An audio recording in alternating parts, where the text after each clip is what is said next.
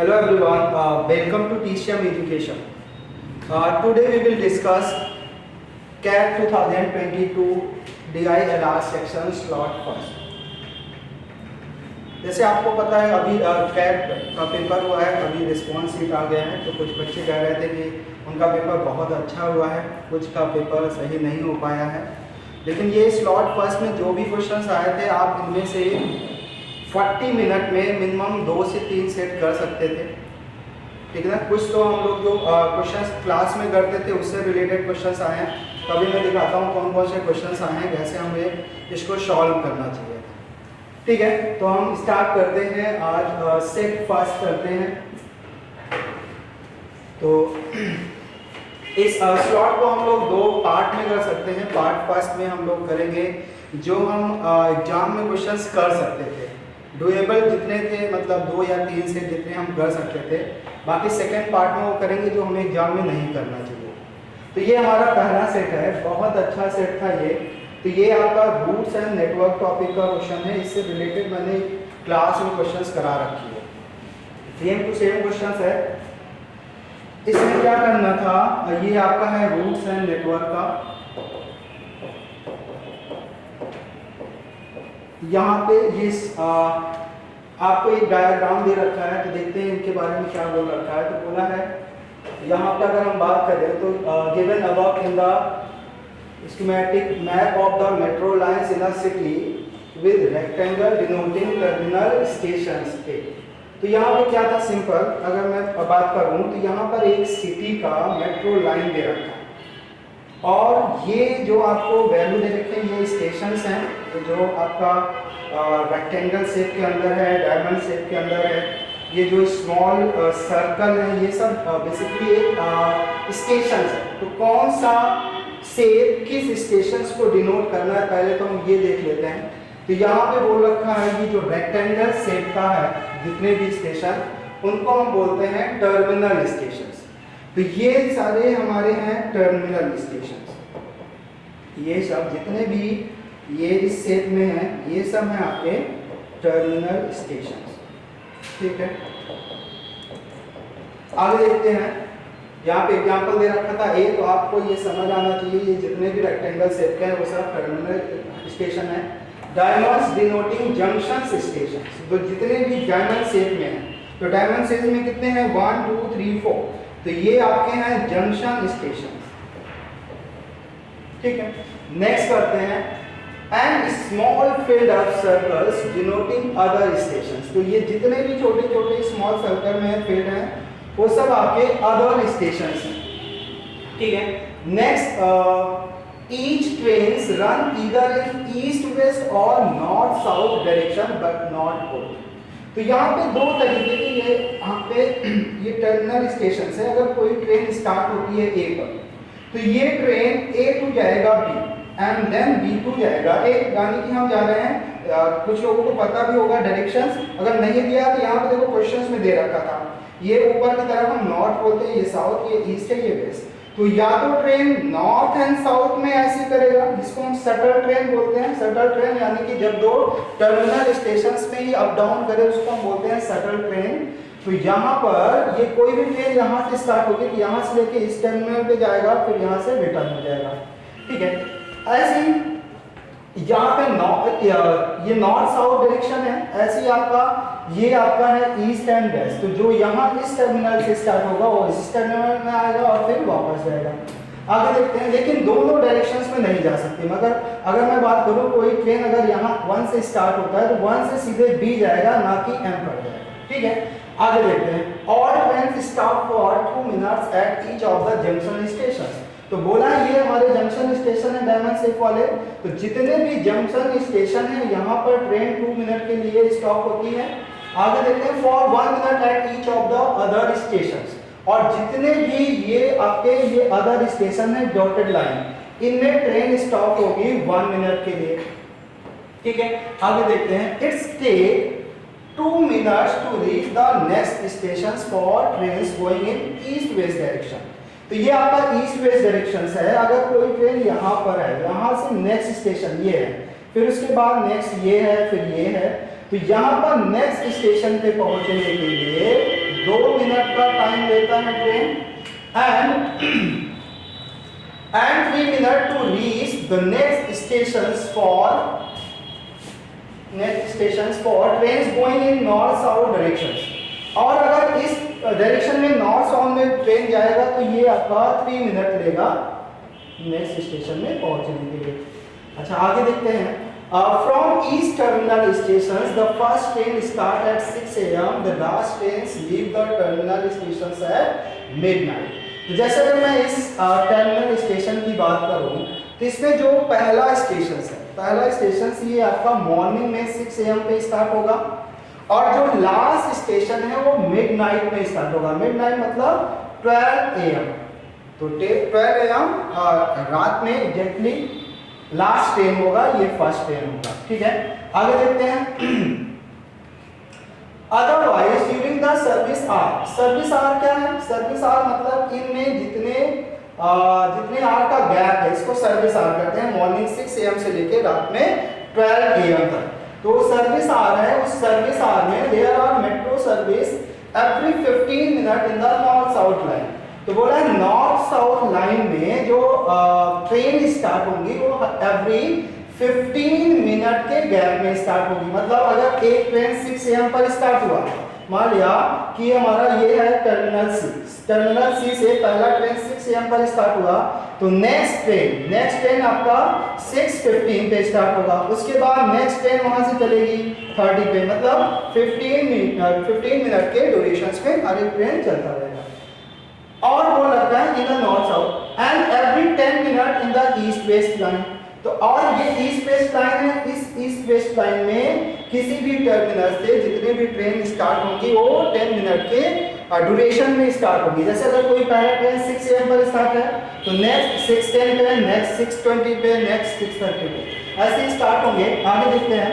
A train must rest for at least 15 minute after completing a trip at the terminal station. तो यानी कि यहाँ कहने का मतलब है कि अगर कोई ट्रेन ए से स्टार्ट हुआ है, ए से वो बी पे आएगा और बी से जब ये रिवर्स ऑर्डर में जाएगी ट्रेन बी टू ए तो पहले वो 15 मिनट का रेस्ट लेगा, उसके बाद ही वो ट्रेन स्टार्ट होगी।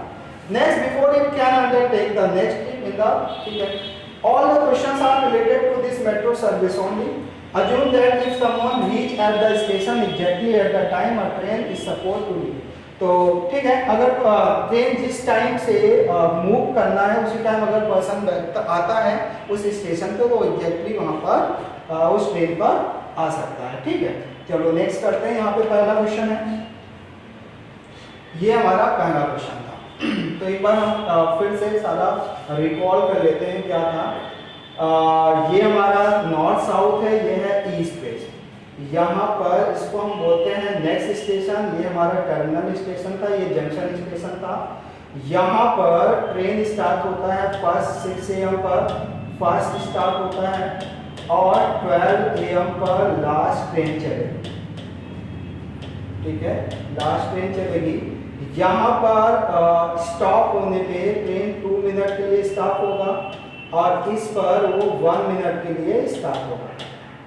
एक नेक्स्ट स्टेशन पहुंचने के लिए इसको 3 मिनट का टाइम लगेगा। और अगर मैं वेस्ट ईस्ट की बात करूं तो यहाँ पर भी सेम 6 AM पर स्टार्ट होगा फर्स्ट और दूसरी ट्रेन लास्ट वाली स्टार्ट होगी आपकी 12 AM से। यहाँ पर 1 मिनट लगेगा इसमें और यहाँ पर इस टाइम में इनको लगेगा 2 मिनट। ठीक है और यहाँ पर स्टॉपिंग टाइम है आपका 1 मिनट। ठीक है और डायमंड में है 2 मिनट। चलिए तो पहला क्वेश्चन है, if Hari is ready to board a train at 8:05 AM from station M। तो क्या था यहाँ पर स्टेशन M एज्यूम करता हूँ मैं, ये M है। यहाँ पर हरी क्या था, हरी यहाँ पर आ गया था 8:05 पर ट्रेन पकड़ने के लिए। ठीक ना, यहाँ पर आया था और उसको जाना कहाँ है, then when is the earliest that he can reach station N। तो उसको स्टेशन N पर आना है। M से कहाँ जाना है, स्टेशन N पर। तो आपको बताना है इनमें से कौन सा टाइमिंग है वो जब सबसे पहले वो पहुंचेगा। तो आप सोचो अगर 8 AM पर 8:05 पर हरी यहाँ पर पहुंचता है तो कितने बजे यहाँ पहुंचेगा। तो देखते हैं, क्या आप बताओ कि अगर यहाँ पर हरी पहुंचता है 8:05 पे, तो क्या वो आते ही यहाँ पे ट्रेन पकड़ पाएगा। सबसे पहले हम ये देखते हैं।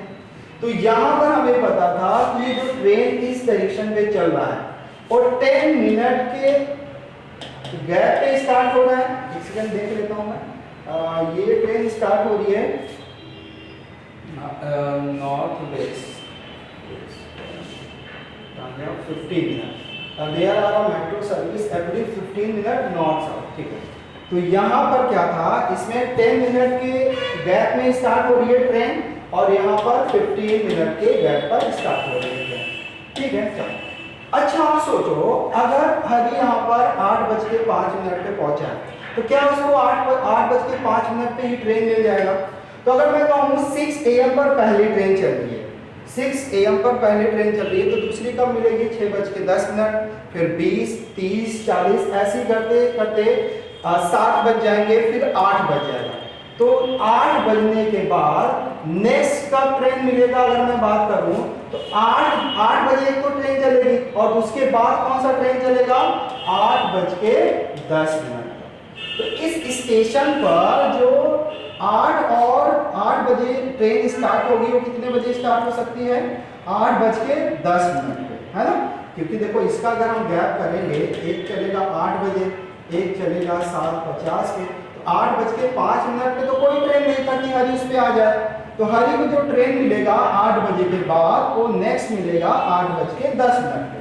यानी कि हरी यहाँ पर ट्रेन पर बैठेगा 8:10। अब इसको जितना टाइम यहाँ लगेगा उतना हम इसमें ऐड कर देंगे। तो कितना टाइम लगेगा, तो हमें पता है हर नेक्स्ट स्टेशन में पहुंचने के लिए 2 मिनट का टाइम लगता है। तो हम सबसे पहले देख लेते हैं कितना गैप है। तो 1 2 3 4 5 6 7 8 9 10 11 12 13 14 15 16 17 18 19 20। तो 20 गैप है। तो एक गैप में उसको 2 मिनट लग रहा है, तो 20 में कितने लगेंगे, तो 40 मिनट तो लग गया इसको यहाँ। अच्छा ये तो आने का टाइम हुआ। अब ट्रेन तो स्टॉप भी हो रही है, तो स्टॉप कहाँ हो रहा है, इस वाले स्टेशन पर 1 मिनट के लिए और इस वाले स्टेशन पे 2 मिनट के लिए। तो अगर यहाँ पे मैं कहूँ कितने पॉइंट है 1 2 3 4 5 6 7 8 9 10 11 12 13 14 15 16 17। तो 17 तो छोटे वाले स्टेशन है, उसमें स्टॉप होगा 1 मिनट के लिए।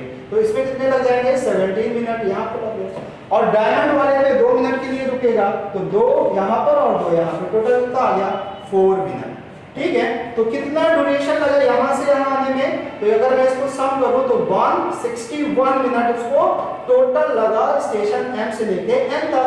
तो 8:10 पे उसको ट्रेन मिली थी, तो 8:10 और प्लस 61 मतलब अगर 60 ऐड करेंगे तो 9 10 हो गया, और एक और मिनट ऐड करेंगे तो 9 11 AM इसका आंसर था। तो क्वेश्चन तो इजी था, इस पे बेस्ड हमने क्लास में भी क्वेश्चन करे थे, सेम टू सेम हमने क्वेश्चंस करा था, बस इसमें नॉर्थ ईस्ट साउथ वेस्ट नहीं था, बाकी हमने सेम करा था। तो इसका आंसर आया 9 11 है। ठीक है, बहुत इजी क्वेश्चन था, बस समझाने में टाइम लग रहा है। वैसे एग्जाम में ये क्वेश्चन हमारा 7 से 8 मिनट में हो सकता था। अच्छा ये हमारा पहला क्वेश्चन था। नेक्स्ट आते हैं सेकंड क्वेश्चन में। तो सेकंड क्वेश्चन में अब क्या बोला, if Priya is ready to board a train at 10:25 at station T। तो स्टेशन T पर अब प्रिया आ गई यहाँ पर 10:25 पर, यहाँ पर 10:25 पर यहाँ पर प्रिया आई, तो क्या उसको आते ही ट्रेन मिल जाएगा, पहले तो हमें ये देखना है।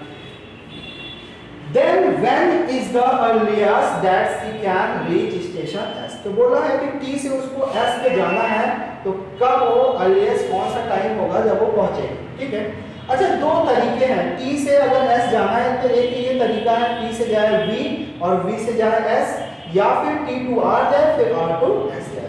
ठीक है, तो हम देखते हैं कौन सा उसको ट्रेन पकड़ना चाहिए अगर यहाँ पे उसको जल्दी आना है।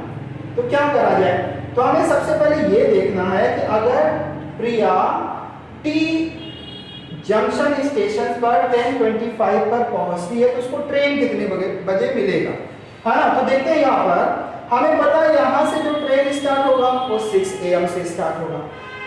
ठीक है, 6 AM से स्टार्ट होगा और 10 मिनट के गैप में होता रहेगा। और इधर 15 मिनट के गैप में हो गया। एक बार फिर से देख लेते हैं, वही था, हाँ इधर 10 मिनट का था, इधर 15 मिनट का गैप था, ठीक है। अच्छा अगर मैं यहाँ पर कहूँ कि यहाँ से यहाँ आने में कितना टाइम लगता है, T to T आने में कितना टाइम लगता है स्टेशन, तो 1 2 3 4, तो 4 गैप है और एक गैप को कवर करने में 2 मिनट लगता है, तो 4 × 2 कितना हो गया, 1 मिनट। 1 मिनट तो यही हो गया, ठीक है। और यहाँ पर 3 छोटे स्टेशन है, 1 मिनट का स्टॉपेज, तो 3 यहाँ पर 3 मिनट, टोटल हो गया 11 मिनट का स्टॉपेज हो गया 1 पॉइंट। P to T जाने में उसको 11 मिनट का टाइम लगेगा, और B to T अगर जाएगा पर्सन, तो B to T देखते हैं कितना टाइम लगेगा। तो यहाँ पर 1 2 3 गैप है, एक नेक्स्ट स्टेशन पहुंचने में यहाँ पे 3 मिनट लग रहा है, तो 3 × 3 कितना आ गया, 3 × 3 आ गया 9 मिनट इधर, और 2 छोटे स्टेशन है, इसमें 1 मिनट का स्टॉपेज लगता है, तो 2 और अगर ऐड कर दूं तो यहाँ पर आ गया 11 मिनट। यहाँ पर मतलब यहाँ पर जो ट्रेन स्टार्ट होगा यहाँ पहुंचने में भी 11 मिनट लगेगा, और जो ट्रेन यहाँ पर स्टार्ट होगा वो भी 11 मिनट पे यहाँ पहुंचेगी। क्लियर है? तो हम देखते हैं यहाँ पे ट्रेन उसको T पर कितने बजे मिलेगा। क्लियर है? तो देखते हैं P से अगर T आना है उस पर्सन को तो कितने बजे ट्रेन मिलेगी। तो अच्छा पहला ट्रेन अगर मैं बात करूँ P स्टेशन से कौन सा स्टार्ट होगा, तो पहला ट्रेन होगा 6 AM पर, फिर उसके बाद 10 मिनट के गैप में स्टार्ट होते रहेंगे। अच्छा अगर मैं देखूं कि सबसे इसके पास कौन सा ट्रेन स्टार्ट होगा, अगर टाइमिंग में देखूं तो अगर 10 AM पर एक ट्रेन स्टार्ट होगी, 10 AM, नेक्स्ट स्टार्ट होगा 10 पर, ठीक है। तो अगर मैं P से आता हूं, P से, तो P स्टेशन पर कितना टाइम लगेगा P से T आने में, तो P पे स्टार्ट होगा 10 पर ट्रेन, और 11 मिनट उसको यहाँ पर लगेंगे एक्स्ट्रा पहुंचने में T पर, ठीक है। P से T आने पर 11 मिनट एक्स्ट्रा लगेंगे, तो टोटल कितना हो गया 10 ये हो गया आपका 10:21। 10:21 पर यहाँ पर ट्रेन पहुंचेगी, 10:21 पर, एक तो ये तरीका था, 10:21 पर आएगा, और यहाँ पर ट्रेन 2 मिनट के लिए स्टॉप हो, तो यहाँ पर हो गया 10:23। तो जब यहाँ पर 10 वाली ट्रेन अगर मैं पकड़ूंगा तो ये ट्रेन यहाँ पर 10:23 पे पहुंच रहा है, और वो पर्सन यहाँ पर कितने बजे आया है स्टेशन T पर, 25 पर, है ना। मतलब 10 वाला ट्रेन तो नहीं पकड़ेगा पर्सन, है ना। अगर मैं इसकी बात करूं तो 10:23 पे यहाँ पे पहुंचेगा, 10:21 पर, तो 10:21 पे तो पर्सन था ही नहीं उस टाइम। अगर मैं 10:20 वाला ट्रेन पकड़ूं तो यहाँ पर 11 मिनट लगेंगे यहाँ पर, तो ये हो गया आपका 10:31, और 2 मिनट और लेगा यहाँ पर ट्रेन स्टॉप होने में, कितना हो गया 10:33, ठीक है। एक तो यहाँ पर जो प्रिया को ट्रेन मिलेगा वो 10:33 पे मिलेगा, और अगर वो P स्टेशन से आती है, और अगर B स्टेशन से आएगी, तो B स्टेशन से अगर हम चेक करें तो यहाँ पर जो ट्रेन स्टार्ट होगा पहला 10, अगर 10 यहाँ पर स्टार्ट चेक करो तो 10 और 11 मिनट उसको इस स्टेशन को कवर करने में लगेंगे, तो ये हो गया 10:11। तो तब तक तो प्रिया यहाँ पर पहुंची नहीं थी, 10:25 पे आई थी, तो ये तो हो गया काउंट। अगर मैं कहूँ 10:15 वाली दूसरी 15 मिनट के गैप में होगी ट्रेन, तो 10:15 की अगर मैं बात करूँ तो 10:15 और 11, तो ये हो गया आपका 10:26, ठीक है। 10:26 पे इसको ट्रेन यहाँ पर मिलेगा, और प्लस 2 मिनट और 2 मिनट यहाँ पर ट्रेन स्टॉप होगी, तो 10:28, ठीक ना। चलो तो इसको हम फिर से एक बार समझते हैं क्या था। प्रिया यहाँ पर पहुंची थी 10:25 पर, ठीक है, लेकिन उसको ट्रेन कब मिलेगा, ट्रेन मिलेगा 10:28 पर, और एक मिलेगा 10:33 पर। अब उसको S पर जल्दी पहुंचना है, अगर उसको S पे जल्दी पहुंचना है तो ये जल्दी वाला ट्रेन पकड़ेगी जो पहले आ जाएगी, तो 10:28 पर यहाँ पर वो ट्रेन पकड़ेगी, ठीक है। कौन सा ट्रेन पकड़ेगी, जो B स्टेशन से चली, ठीक ना, ये वाला। अच्छा अब T2 जाना है उसको, T2 जाना है पहले R, देन R2 जाना है S। तो देखते हैं T to R में कितना टाइम लगेगा। तो देखो 1 2 3 4, 4 का गैप है तो 3 into 4 कितना आ गया 12। और कितने स्टॉपेज है 1 2 3 और एक स्टॉप पे 1 मिनट, तो ये आ गया 15 मिनट। तो 15 मिनट तो ये हो गया। तो यहाँ पे अगर मैं 15 ऐड करूँ 15 मिनट टाइम लेगा, तो यहाँ पर वो पहुंच जाएगी कब 10:28 और 15। तो ये आ गया आपका 3, ये आपका आ गया 8 और 5, 3 आ गया और 3 and 4 43, कितना 10:43 पे यहाँ पर वो पर्सन प्रिया आर पर पहुंच जाएगी। ठीक है, अब ट्रेन लेकिन यहाँ पे कब चलेगा, ट्रेन यहाँ पे पहले 2 मिनट के लिए स्टॉप होगी देन चलेगा। अब उसको यहाँ से प्रिया को R टू जाना है S, तो अब हमें ये देखना है कि प्रिया यहाँ पर ट्रेन कितने बजे पाएगी। तो देखो यहाँ पर ट्रेन जो एक तो स्टार्ट होगा 10 पर, एक तो होगा 10:10 पर और एक होगा 10:20 पर, ऐसे 10:10 के गैप में होगा। इसको 11 मिनट लग रहे हैं। तो अगर मैं 10:20 वाला ट्रेन पकड़ूंगा 11 मिनट ये हो गया, तो ये 10:33 पे पहुंच जाएगा 10:31 पे, तब तक तो प्रिया भी यहाँ नहीं पहुंची थी। तो ये तो पता चल गया 10:20 वाला तो नहीं पकड़ेगा। 10:30 वाला जो ट्रेन यहाँ पर स्टार्ट होगा 10:30 वाला वो 11 मिनट यहाँ पर लेगा, तो ये आ गया 10:41 और 2 मिनट के लिए यहाँ पर ट्रेन स्टॉप करेगी। तो 10:43 पर जैसे ही प्रिया यहाँ पर पहुंचेगी उसको तुरंत ही यहाँ से ट्रेन मिल जाएगी 10:43 पर। अब 10:43 यहाँ पहुंच गई वो ट्रेन पर, S जाना है तो S में कितने टाइम लगेंगे तो देख लेते हैं फिर से 1 2 3 4 5 6 7 8 9 10। तो 10 है, 10 गया है तो 10 into 2 20 मिनट ये होगा। ठीक है, 20 मिनट ये हो गए। कितने स्टॉपेज हैं 1 2 3 4 5 6 7 8 9 स्टॉपेज है तो 9 मिनट ये हो गया। तो ये आपका आ गया 29 मिनट। ठीक है, तो यहां से 29 मिनट और ऐड कर लेते हैं। तो इसको अगर मैं ऐड करूंगा तो कितना आ जाएगा 9 3 12 6 72, मतलब 11 12 पर वो पर्सन यहाँ पर पहुंचेगा। तो इसका ऑप्शन था। ठीक है, तो ये समझाने में ही टाइम लग रहा है, इतना टाइम लगता नहीं। तो फिलहाल के लिए ये आंसर आ गया हमारा, फर्स्ट आ गया। अब सेकंड कर लेते हैं, थर्ड कर लेते हैं। तो थर्ड क्वेश्चन क्या था, Haripriya is expected to reach station S late.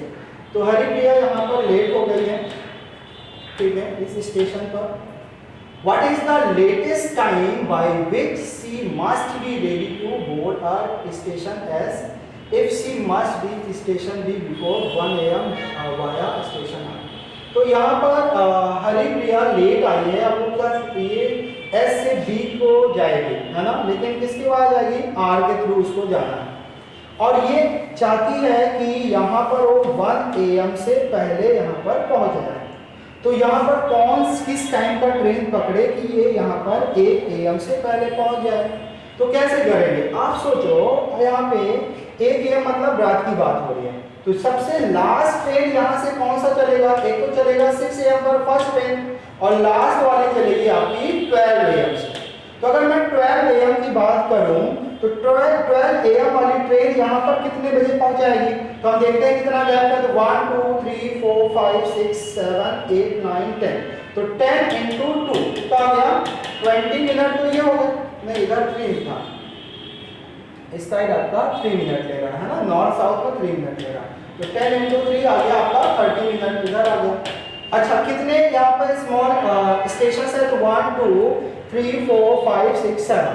तो 7 और स्टॉपेज देगा 1, तो हो गया ये 7 मिनट और ऐड कर लेते हैं। और यहाँ पे 2 डायमंड वाले हैं तो एक डायमंड वाला 2 मिनट ले रहा है तो टोटल हो गया 4।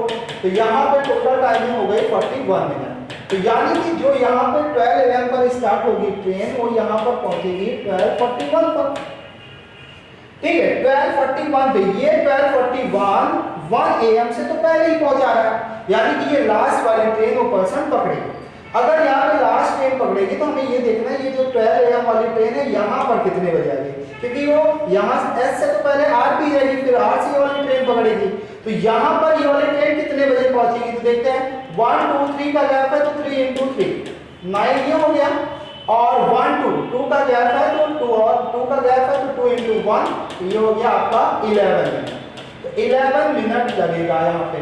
तो यानी कि ये जो ट्रेन थी 12 AM वाली यहाँ पर पहुंचेगी 12:11 पर, 12:11 पर यहाँ पर पहुंचेगी। अब S को यहाँ पर हरिप्रिया को यहाँ से S से R में जाने में कितना टाइम लगेगा, तो देखते हैं 1 2 3 4 5 6 7 8 9 10, तो 10 × 2 20 मिनट ये हो गया, और आपका 9 स्टेशन है तो 9 ये, तो ये हो गया आपका 29 मिनट।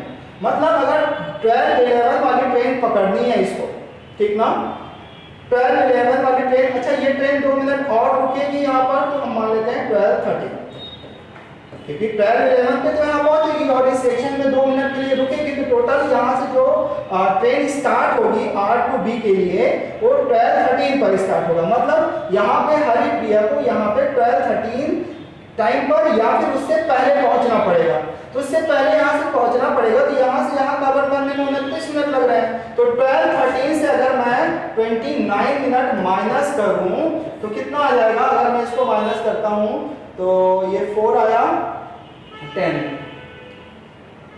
कर देगा 4, यहाँ पे आया 0, 44, 11:44 आना चाहिए था, 11:44 यानी कि 3 आया, 6 और 7, ठीक है 11:44। तो यहाँ पर ट्रेन 11:44 रहेगा, 11:44 पे यहाँ से ट्रेन उसको पकड़ना पड़ेगा, ठीक है। तो यहाँ पर क्या था, हरिप्रिया को यहाँ से जो ट्रेन स्टार्ट होगी वो 12:13 से स्टार्ट होगी। अब यहाँ से यहाँ आने में उसको लगते हैं 29 मिनट, मतलब यहाँ पर जो ट्रेन उसको पकड़ना पड़ेगा वो 11:44 पर पकड़ना पड़ेगा, ठीक ना। अब ये 11:44 यहाँ से कितने बजे ट्रेन स्टार्ट होगी, तो ये देख लेते हैं। तो यहाँ से ट्रेन कितने बजे स्टार्ट होगी, यानी कि यहाँ से ट्रेन या तो 11:44 पे पकड़ना पड़ेगा या तो इससे पहले।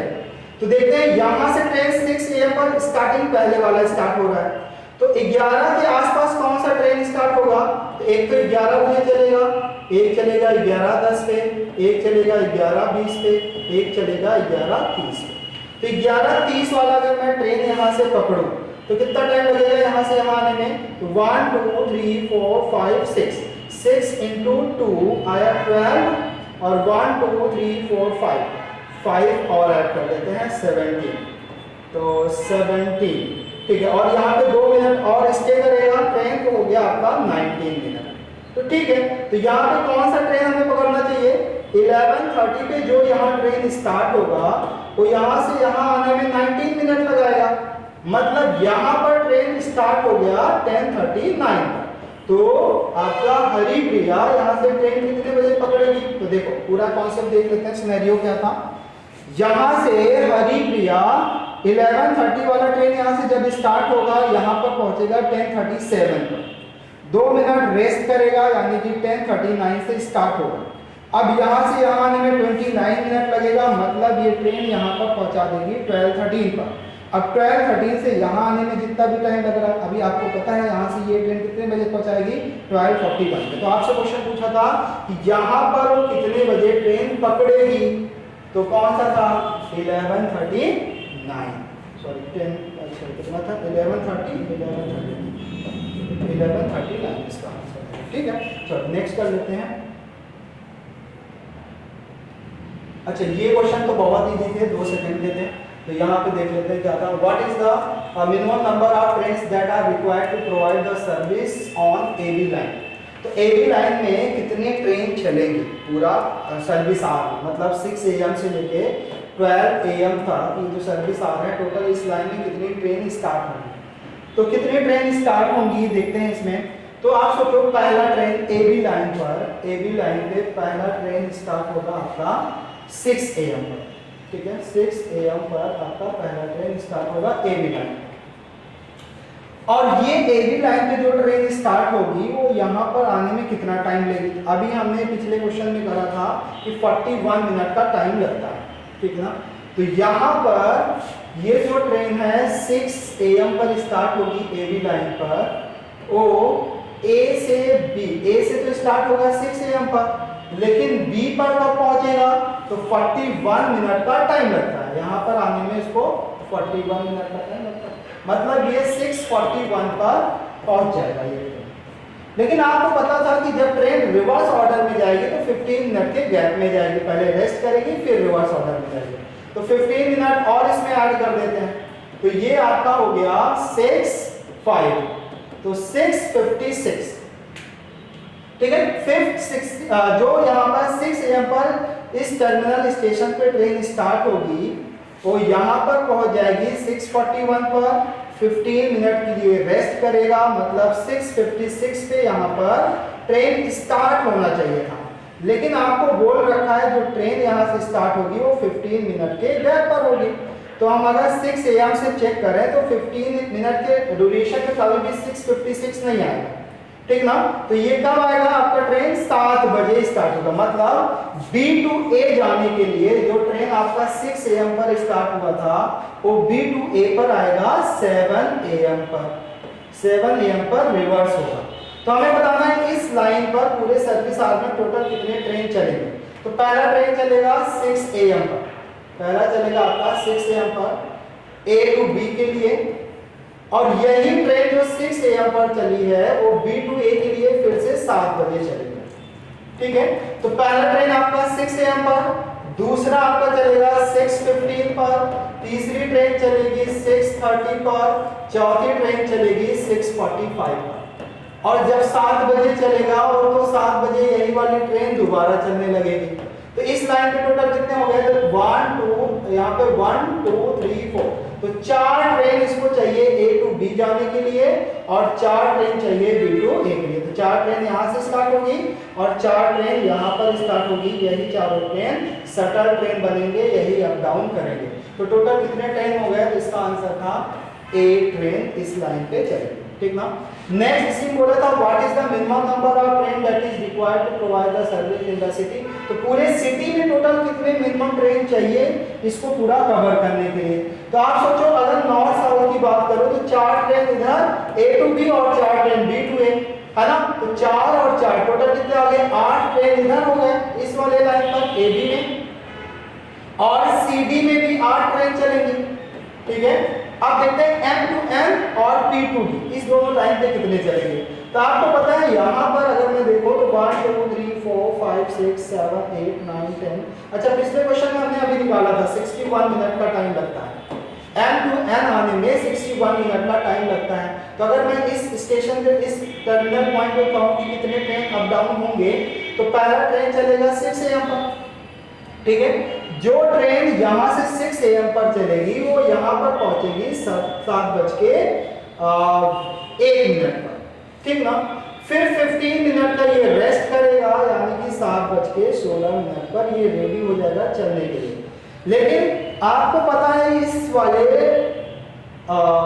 वाले लाइन पर जो ट्रेन है वो 10 मिनट के ड्यूरेशन में चल रही है, तो 7:16 पे कोई ट्रेन नहीं चलेगा। ट्रेन या तो 7:10 से स्टार्ट होगा या फिर 7:20 से स्टार्ट होगा, क्लियर है। तो यहाँ पर देखते हैं टोटल 16 मिनट का टाइम लगेगा। तो इस वाले स्टेशन पे कितने ट्रेनें चलेंगी, तो एक बार रफ कर लेता हूँ मैं। इस वाले में लग रहा है 8 ट्रेन है, इस वाले टर्मिनल में 8 ट्रेन चलेंगी। यहाँ की अगर मैं बात करूँ तो 6 AM पर M to N के लिए ट्रेन स्टार्ट होगा, ठीक है।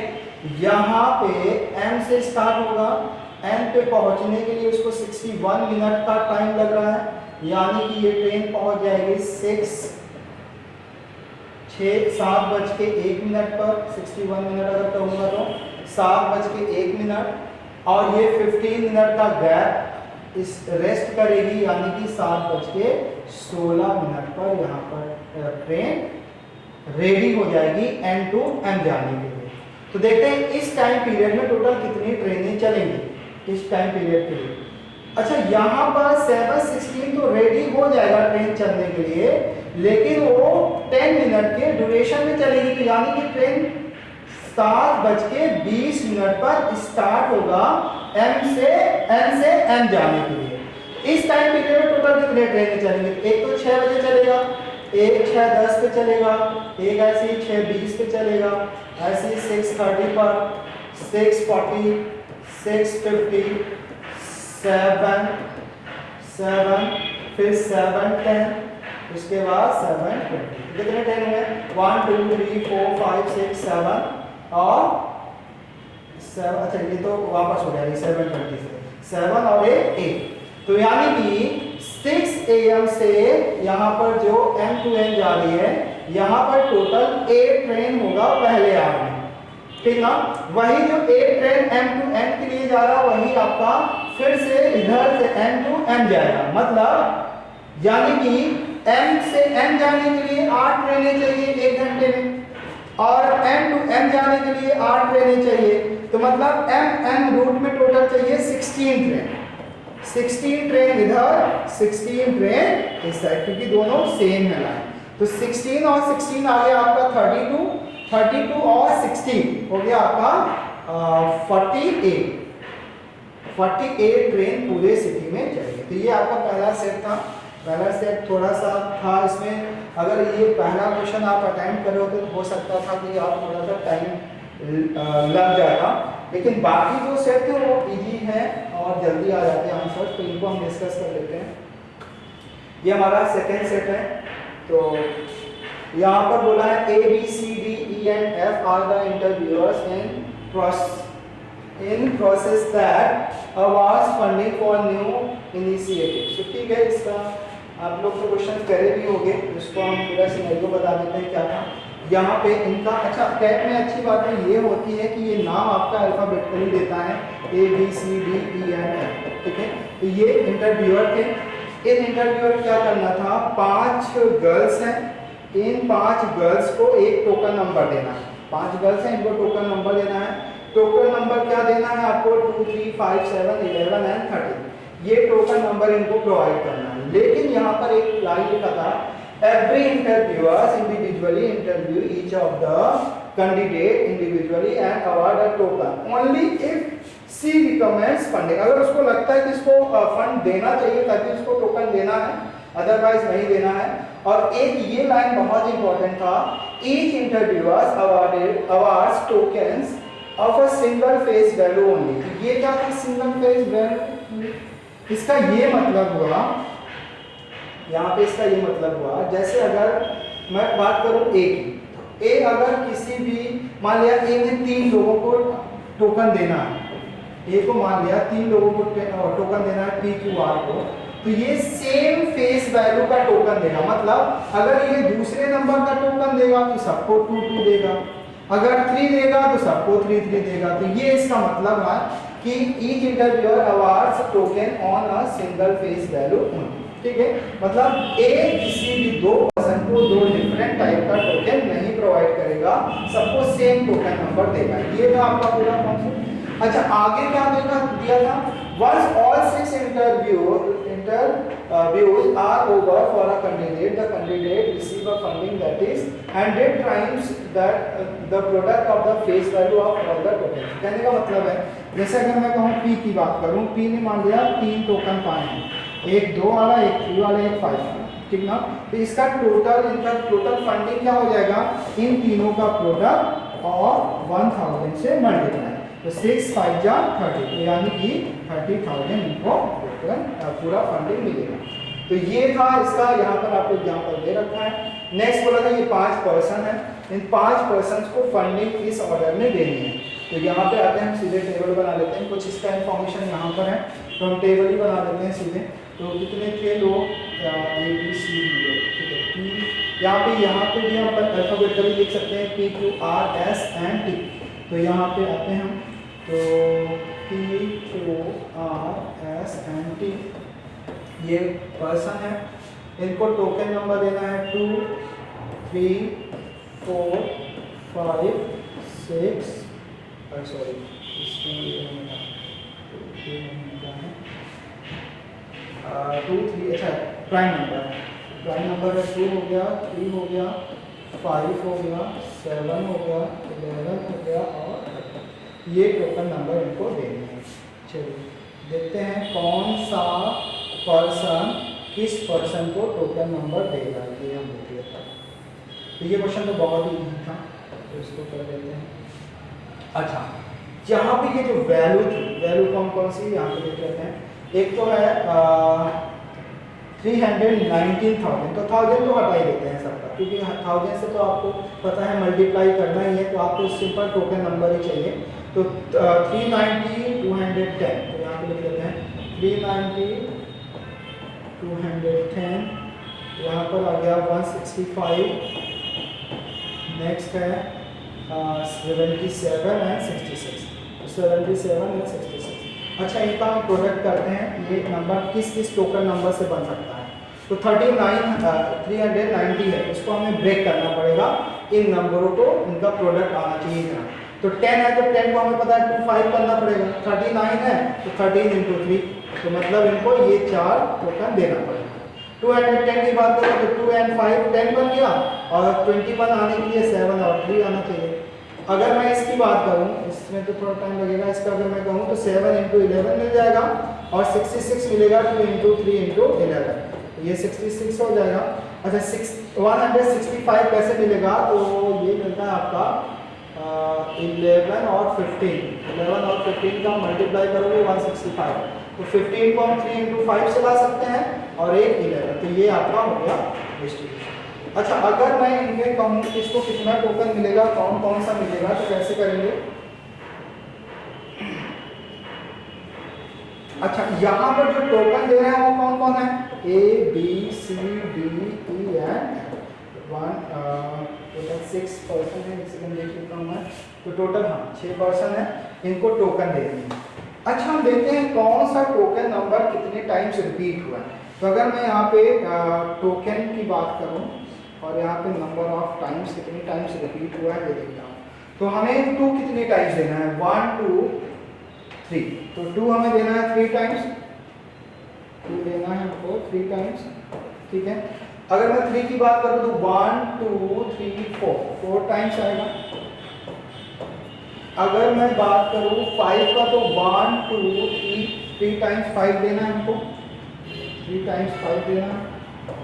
अगर 7 की बात करें तो यहाँ पे नहीं है, 1 2 1 and 2, 7 यहाँ नहीं है, 7 यहाँ है, 7 यहाँ पे नहीं है, तो 2 टाइम्स, तो 2 टाइम्स हमें 7 देना है।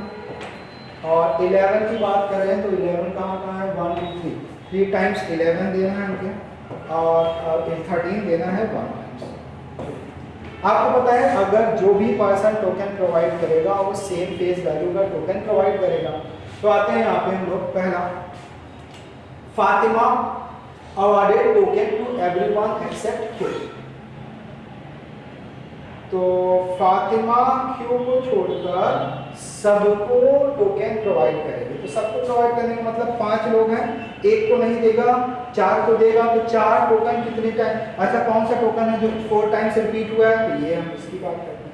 तो यानी कि ये जो टोकन नंबर 3 है वो क्यू को नहीं मिलेगा, बाकी सबको मिलेगा। तो कौन देगा ये देगा आपका फातिमा, यानी कि एफ थर्ड टोकन देगा, same value same face value वाला सबको देगा टोकन। तो P R S and T को ये टोकन प्रोवाइड किया, ठीक है। अच्छा, Q को नहीं देना था। While A awarded token to no one except P, यानी कि जो A है वो सिर्फ एक पर्सन को टोकन प्रोवाइड करेगा। तो ऐसा कौन सा टोकन है जो एक ही बार आया है, वो है 13 टोकन नंबर। तो 13 वाला प्रोवाइड करेगा A, और किसको देगा, सिर्फ P को, मतलब P को और कोई टोकन प्रोवाइड नहीं करेगा। तो ये अरेंजमेंट का क्वेश्चन था, बहुत इजी था। यहाँ पर आते हैं next, Rasida receive the highest number of token that anyone receive. तो जो पहले भी हाईएस्ट पा गया है दूसरा पर्सन होगा रसीदा। तो कौन सा टोकन होगा, तो ये F ने तो ऑलरेडी दे रखा है, F ने तो दे रखा है, ठीक है, हाईएस्ट नंबर।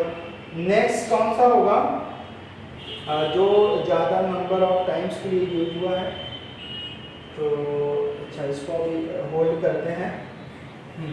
रस्ता receive the highest number of tokens that anyone receive.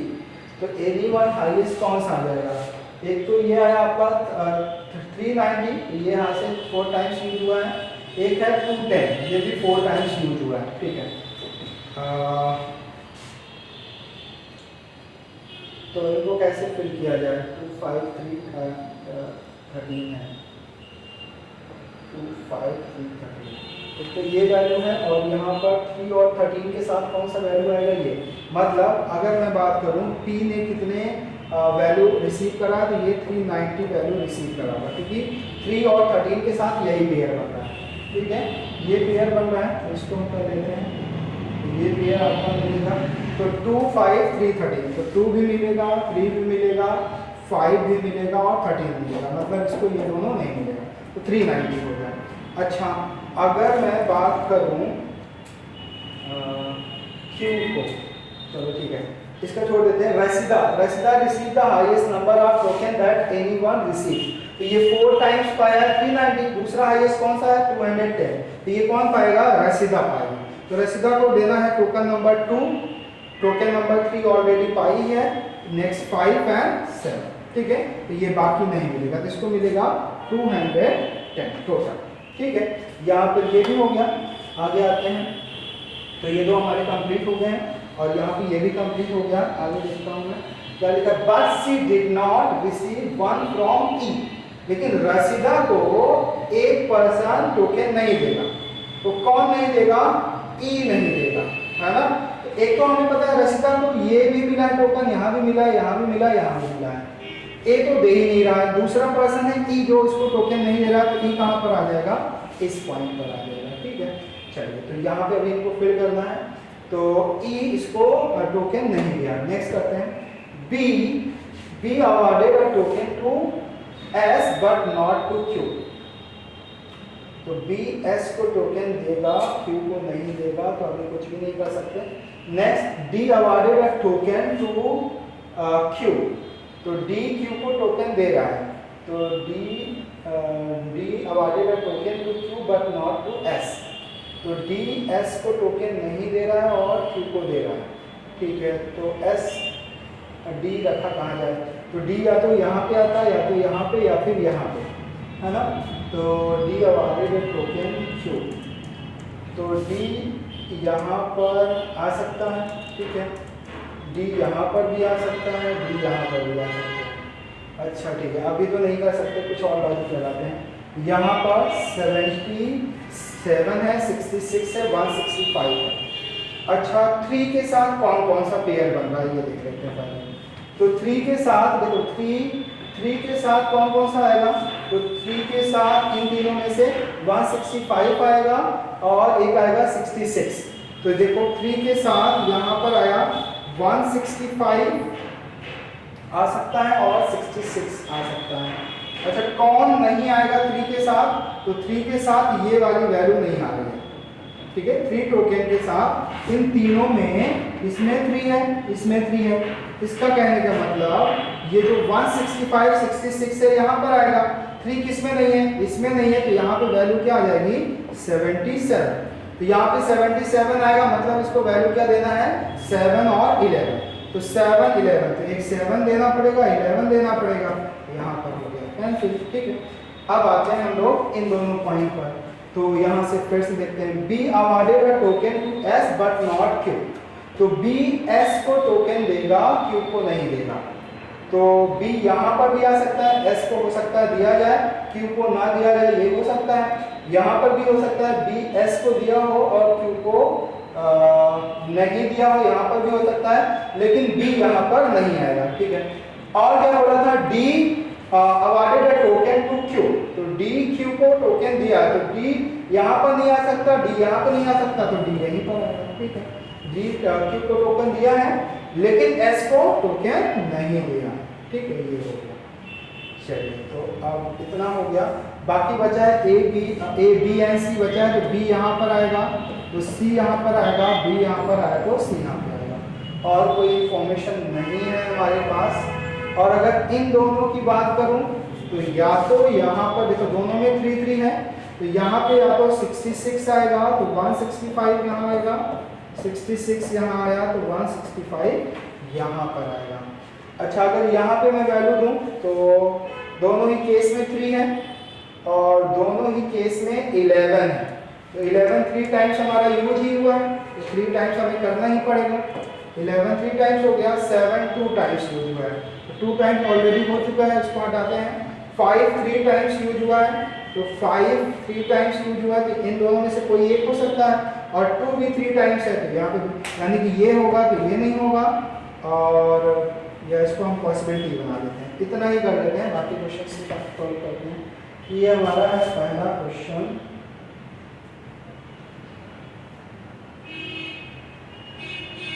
ये क्वेश्चन यहाँ पे देखते हैं, how many token did Q receive. तो क्यू को कितने टोकन मिले हैं देख लेते हैं। क्यू को कितने टोकन मिले हैं,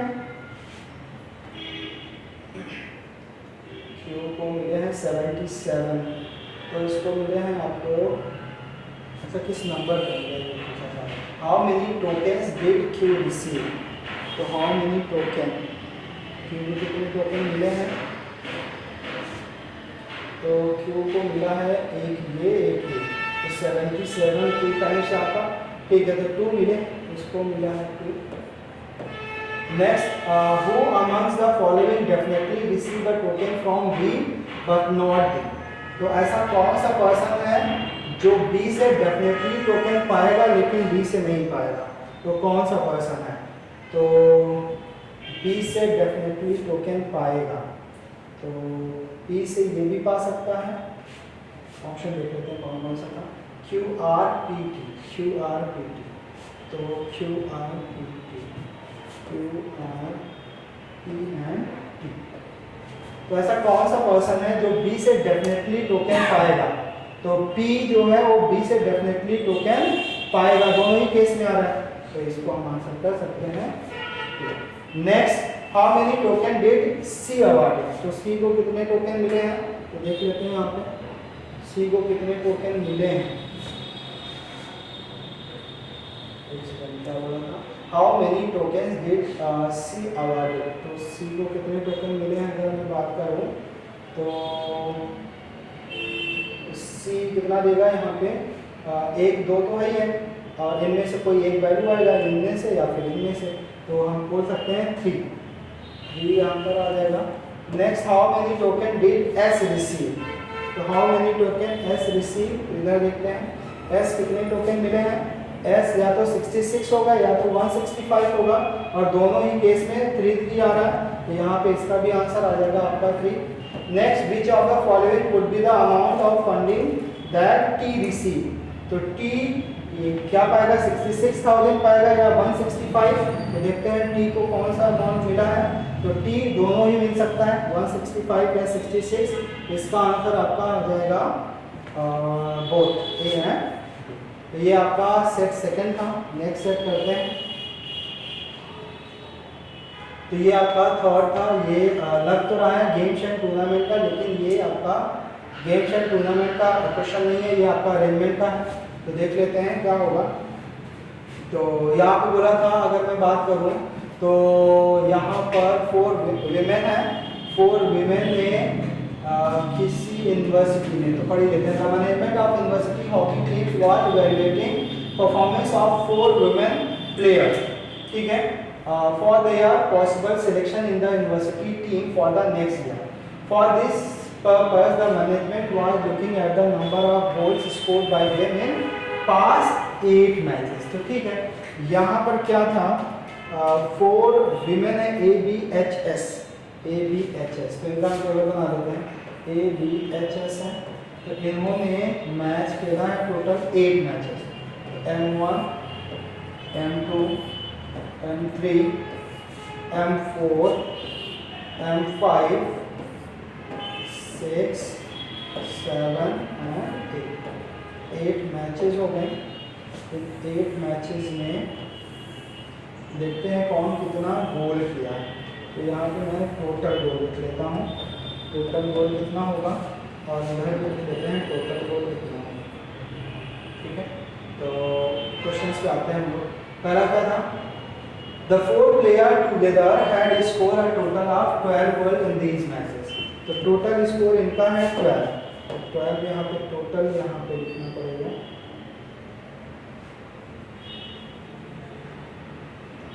तो यहाँ पे हम लिख लेते हैं टोटल, तो टोटल इनको मिला है 12 मैचेस, इन्होंने 12 गोल पाए हैं यहाँ पर, ठीक है। चलिए तो आगे देखते हैं क्या लिखा है।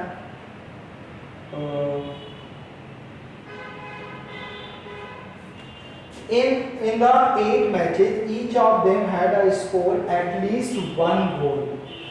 ठीक है, इसका क्या मतलब हुआ? इसका ये मतलब हुआ कि हर एक मैच में M1, M2, M3 सब में इन्होंने एटलीस्ट 1 गोल किए हैं, मतलब 0 यहाँ पर नहीं आएगा, इन सब वैल्यू में 0 नहीं आएगा। नेक्स्ट करते हैं। नेक्स्ट क्या बोला था?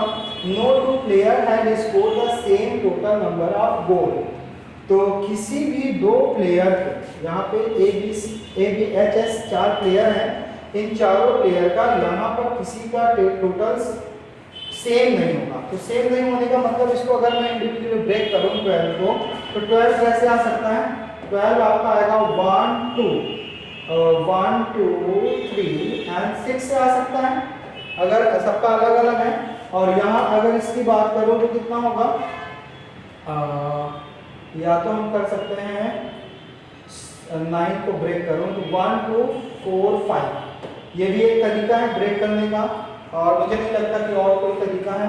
बाकी करोगे तो ये रिपीट हो जाएगा, सबका इंडिविजुअली यही होना चाहिए था 1 2 3 6 या फिर 1 2 4 5। अच्छा, अगर मैं क्वेश्चंस अब यहाँ पे फिल करते हैं। आगे क्या दे रखा है?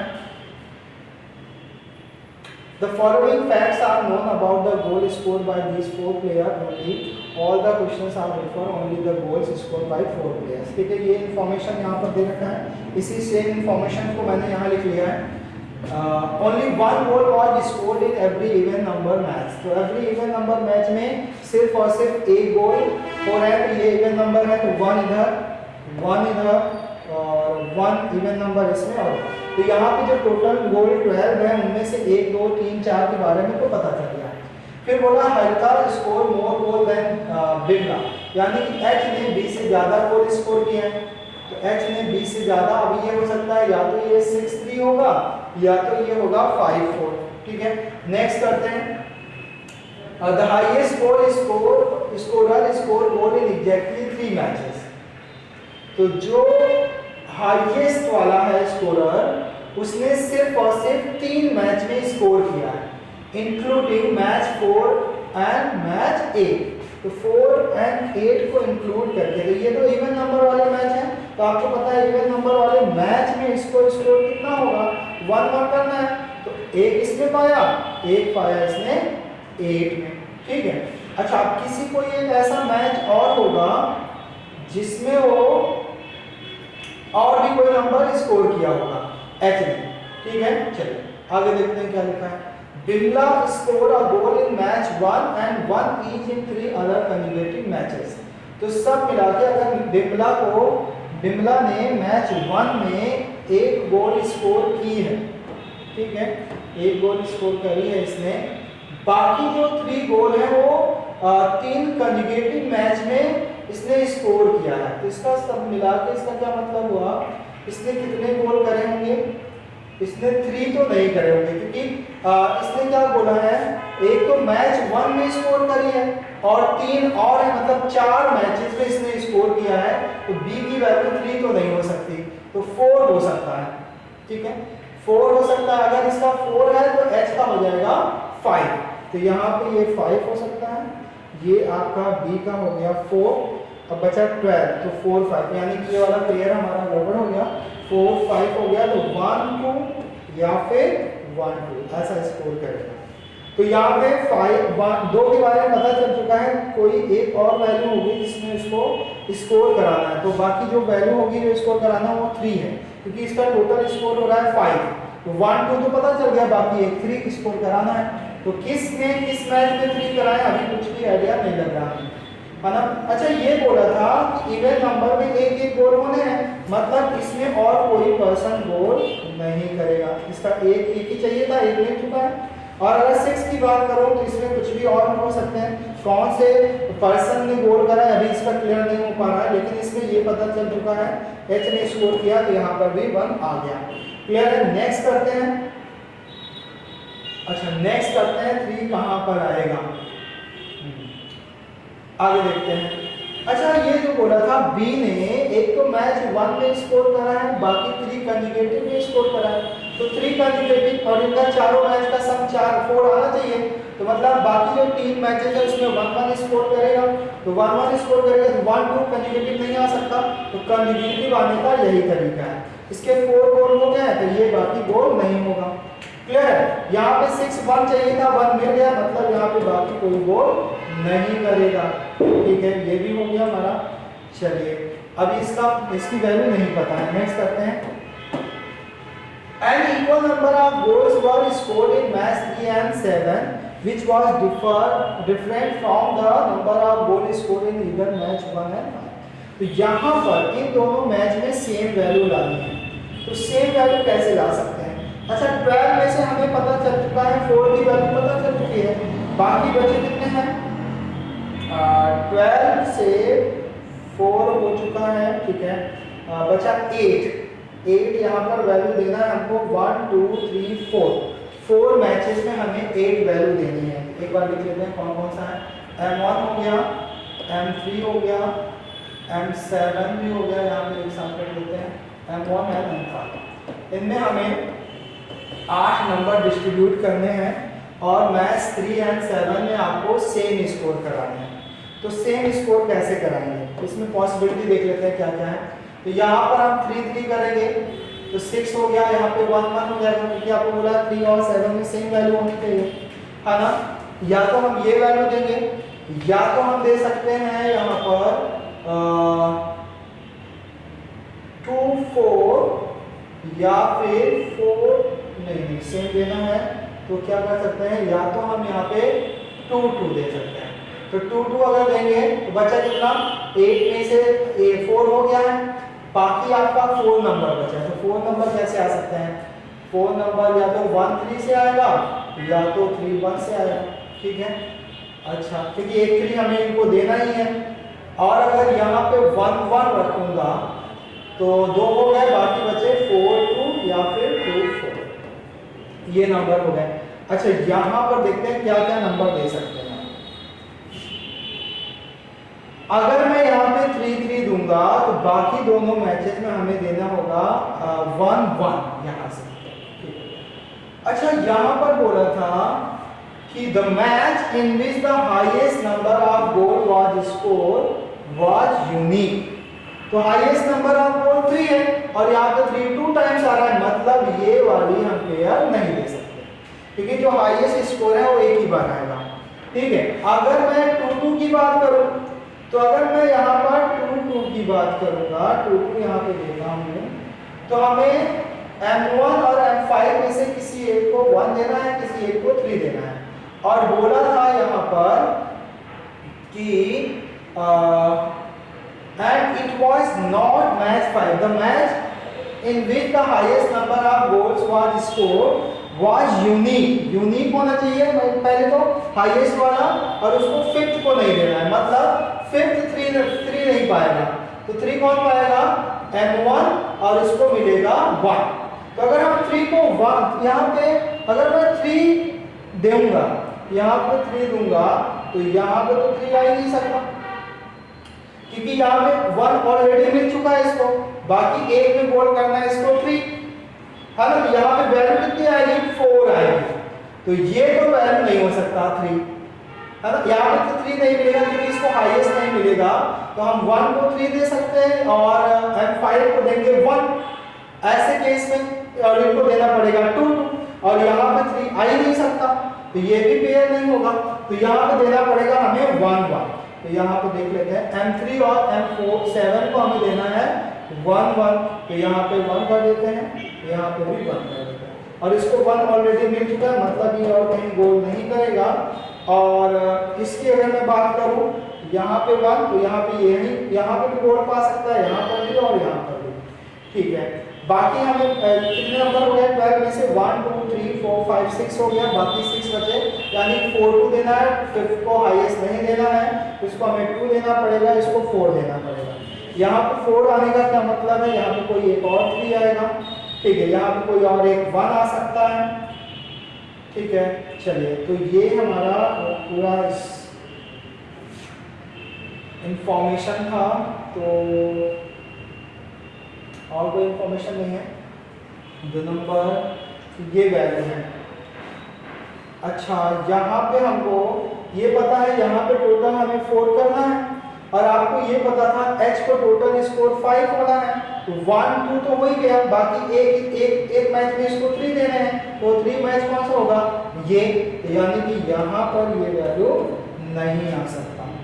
ठीक है, ये 4 मिल चुका है, तो यहाँ पर कोई पर्सन नहीं गोल करेगा। और यहाँ पर अगर 1 की बात करो तो 1 यहाँ पर भी आ सकता है, 1 यहाँ पर भी आ सकता है, यहाँ 1 गोल होना चाहिए मैच 3 में, तो यहाँ पर भी हो सकता है, यहाँ पर भी हो सकता है, और M2 में भी 1 गोल होना चाहिए, तो कहीं पर भी हो सकता है, तो ये पॉसिबिलिटी है। तो इतना ही हमने फिल कर पाए हम लोग, बाकी देखते हैं इससे आंसर आते हैं क्या। तो हाउ मेनी गोल्स पर स्कोर इन मैच 7, मैच 7 में कितने स्कोर है, तो यहाँ पे देखो तो 1 गोल स्कोर हुआ है।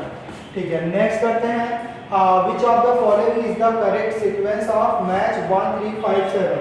तो 1 3 5 7 में अगर मैं कहूँ तो 1 3 5 7, तो 4 1 2 1, 4 1 2 1, तो 4 1 2 1 इसका आंसर है, 4 1 2 1। Next, which of the following statement is true, बताना कौन सा ट्रू स्टेटमेंट है। पहले देखते हैं, A and S never score goal in the same match, तो A and S same match में स्कोर नहीं करेगा, तो देखते हैं ये बात सही है क्या। A और S इसमें यही दो वैल्यू बचा है और यहाँ पे 1 देना है, ये तो जाहिर सी बात है, यहाँ पे दोनों स्कोर नहीं कर सकते, नहीं तो 1 से ज़्यादा वैल्यू आएगी, तो ये आपका इन्फॉर्मेशन ट्रू है बिल्कुल। दूसरा, H and S never score goal in same match, तो H और S देखते हैं सेम पा सकता है क्या। H और S की बात करें तो किसी भी मैच में सेम आ सकता है, H और S सेम तो नहीं आना चाहिए, है ना। एक सेकंड क्वेश्चन पढ़ लेते हैं क्या था। Harshita and Sarita never score goal in the same match, तो ठीक है, never score in the same match, ये बात देखते हैं सही है कि नहीं। तो H and S never score same match, तो H और S क्या किसी में सेम स्कोर नहीं करेगा, हाँ नहीं कर सकता, ये बात ट्रू है, क्योंकि यहाँ पे देखो H S की बात करूँ तो M5 में इसने स्कोर नहीं किया है, यहाँ पे 1 आ सकता है, पॉसिबिलिटी है, यहाँ पे इसने नहीं स्कोर किया, यहाँ पे आने की पॉसिबिलिटी है, यहाँ पे भी स्कोर नहीं किया है, यहाँ पे भी आने की पॉसिबिलिटी है, तो ये दोनों कभी भी स्कोर नहीं करेंगे, ये भी बात ट्रू है, तो यहाँ पे इसका आंसर आ गया बोथ स्टेटमेंट ट्रू। नेक्स्ट करते हैं, यहाँ बोला है which of the following statement is false, तो in every match at least 1 player score a goal, every match में क्या कम से कम एक, ठीक है, तो एवरी मैच में एटलीस्ट 1 प्लेयर स्कोर किया है, ये सही है पहला स्टेटमेंट। दूसरा, no 2 player score goal in the same number of matches, no 2 player score goals in the same number of matches, तो इसको हम कर सकते हैं क्या, no 2 player score goal in the same number of matches, तो ये पॉसिबिलिटी है लग रहा है। In every match at least 1 player score a goal, ये बात तो सही है, लेकिन आपको बताना है which of the following statement is false, तो हमें फॉल्स बताना है, तो ये तो आपका ट्रू है ना। In every match at least 1 player score a goal, ये बात सही है, तो ये फॉल्स तो हो नहीं सकती, है ना। और अगर इसकी बात करूं, no 2 player score goal in the same number of matches, ये भी बात क्या हुआ, फॉल्स है, तो इसका आंसर आ जाएगा नन ऑफ फॉल्स, मतलब दोनों ही ट्रू है। ठीक है, यहाँ पर करते हैं, इसकी बात अगर मैं करूँ, if Harita score goal in 1 more matches as compare to Sarita, इसका मतलब है HS से ज्यादा गोल करे हैं, ये 5 है, 1 मोर मैचेस, क्या था, if Harita score goal in 1 more matches as compare to Sarita, तो देखते हैं हरिता कितने मैचेस में स्कोर करी है, तो हरिता कितने मैचेस में स्कोर करी है, 1 2 3, और सरिता से एक ज़्यादा है, मतलब सरिता 2 में करेगी, यहाँ पे 2 आना चाहिए, यहाँ पे आना चाहिए 1, ठीक है। यहाँ पे 2, यहाँ पे 1 आना चाहिए। तो विच of the following statement is true, तो कौन सा स्टेटमेंट ट्रू होगा ये बताना है। तो ए स्कोर गोल इन कंजुगेटिव मैच, अगर एच एस से ज़्यादा स्कोर किया है तो ए स्कोर गोल इन कंजुगेटिव मैच, क्या ऐसा पॉसिबल है? तो ए स्कोर कंजुगेटिव, तो इसको एक ही देना है, तो ये तो हो ही नहीं सकता कंजुगेटिव में, क्योंकि एक ही गोल इसने करा है टोटल, ठीक है, ए ने टोटल एक ही स्कोर करा, तो ऐसा पॉसिबल नहीं है। दूसरा अगर मैं कहूँ तो सरिता स्कोर गोल इन कंजुगेटिव मैचेस, सरिता क्या कंजुगेटिव में कर सकती है था, नेसेसरी ट्रू होना चाहिए था, क्या ट्रू है यहाँ पर? तो ये तो नहीं हो सकता, ये तो फॉल्स ही हो गया, और ये आपका हो भी सकता है नहीं भी हो सकता, तो इसमें भी क्या आएगा, नन ऑफ ट्रू, ठीक है।